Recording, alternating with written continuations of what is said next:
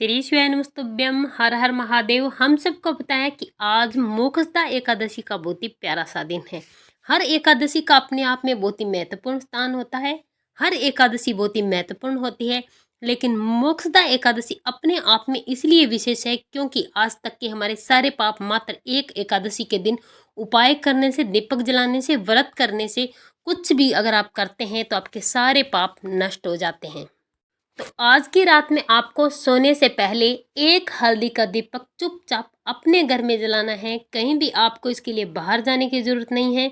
अपने घर में एक हल्दी का दीपक आपको जलाना है। इससे माता लक्ष्मी के साथ साथ भगवान विष्णु भी खुश होते हैं। तो आप अपने परिवार के लिए, अपनी फैमिली के लिए इस उपाय को जरूर करें। पूज्य गुरु जी पंडित प्रदीप जी मिश्रा की कथा से सुन करके, समझ करके आपको समझाने का पूरा प्रयास करूंगा। परंतु उससे पहले अगर आप चैनल पर पहली बार आए हैं तो चैनल को सब्सक्राइब करके कमेंट बॉक्स में जय श्री हरि जरूर लिखें।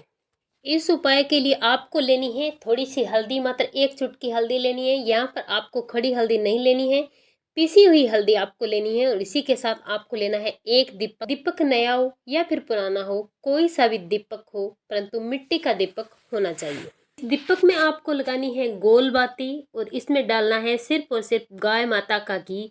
सरसों या तिल का तेल आपको बिल्कुल भी नहीं डालना है। अब एक चुटकी हल्दी और एक दीपक लेकर आपको चले जाना है अपने घर में जहाँ भी तुलसी माता का पौधा है। आप इस उपाय को अपने घर में तुलसी माता के पौधे के नीचे कर सकते हैं। और आप इसे अपने घर में अगर भगवान विष्णु की, भगवान श्री हरि की तस्वीर या मूर्ति है तो उनके आगे भी आप इस उपाय को कर सकते हैं। दो जगहों में जैसी सुविधा हो वहां पर जाएं। अब माता तुलसी के पौधे के पास, गमले के पास आपको अपने साथ जो थोड़ी सी हल्दी है उसे डालना है।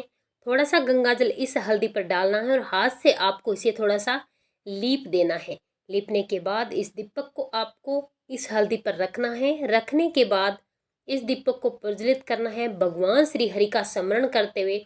और भगवान श्री हरि के मंत्र ओम नमो भगवते वासुदेवाय मंत्र का कम से कम 11 बार आपको जाप करना है। इस दीपक को प्रज्वलित करना है।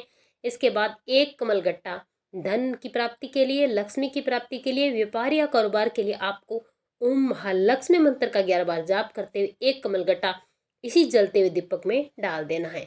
अगर आप अपने घर में भगवान विष्णु की तस्वीर के सामने इस उपाय को करते हैं तो इसी प्रकार से हल्दी डालनी है, गंगा जल डालकर आपको लीपना है, दीपक रखना है, दीपक को प्रज्वलित करना है इसी मंत्र का जाप करते हुए। एक कमल गट्टा माता लक्ष्मी का ध्यान करते हुए आपको डाल देना है।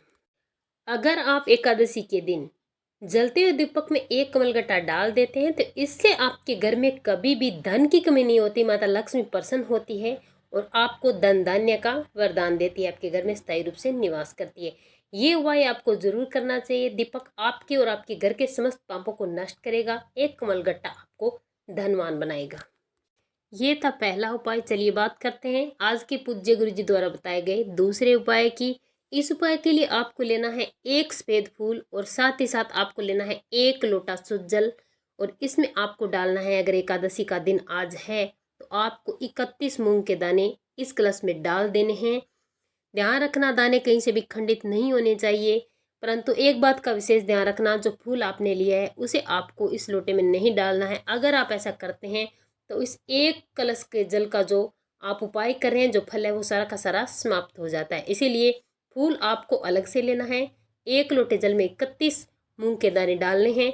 आपके घर में जो भी व्यक्ति बीमार है, रोगी है, किसी भी तरीके से परेशान है, किया कराया टोना टोटका अगर कुछ भी है उस व्यक्ति पर, तो उसी के हाथ से आपको इस कलश को छुआना है। छुआ करके आपको इस एक कलश को और साथ में एक फूल लेकर चले जाना है महादेव के मंदिर में, शिवलिंग के पास। यहाँ पर सबसे पहले आपको अपना मुख उत्तर दिशा की तरफ करना है। अब आप अपने साथ जो एक सफेद फूल लेकर आए उस फूल को महादेव की शिवलिंग पर आपको समर्पित करना है। कुंदकेश्वर महादेव के नाम से श्री शिवाय नमस्तुभ्य मंत्र का जाप करते हुए। इतना करने के बाद एक लोटा शुद्ध जल धीरे धीरे महादेव की शिवलिंग पर आपको समर्पित करना है। कुंदकेश्वर महादेव के नाम से श्री शिवाय नमस्तुभ्य मंत्र का जाप करते हुए यहाँ पर आपको प्रार्थना करनी है उस व्यक्ति के लिए जिसके लिए आप ये उपाय कर रहे हैं, जो रोगी है, किसी भी प्रकार की उसे तकलीफ है, बीमार है, कुछ भी अगर व्यक्ति को तकलीफ है, उसका आपको नाम और गोत्र बोल के महादेव से प्रार्थना करनी है। मात्र आपको इतना सा उपाय करके अपने घर चले आना है। पूज्य गुरु कहते हैं कि अगर आप किसी भी एकादशी के दिन 2 या 3 बार इस उपाय को कर लेते हैं तो आपके जीवन में, आपके घर में जो व्यक्ति बीमार है, उस व्यक्ति के जीवन से हमेशा हमेशा के लिए बीमारी दूर हो जाती है और व्यक्ति जल्द ही स्वस्थ होता है। ऋषवाय नमस्तुभ्यम।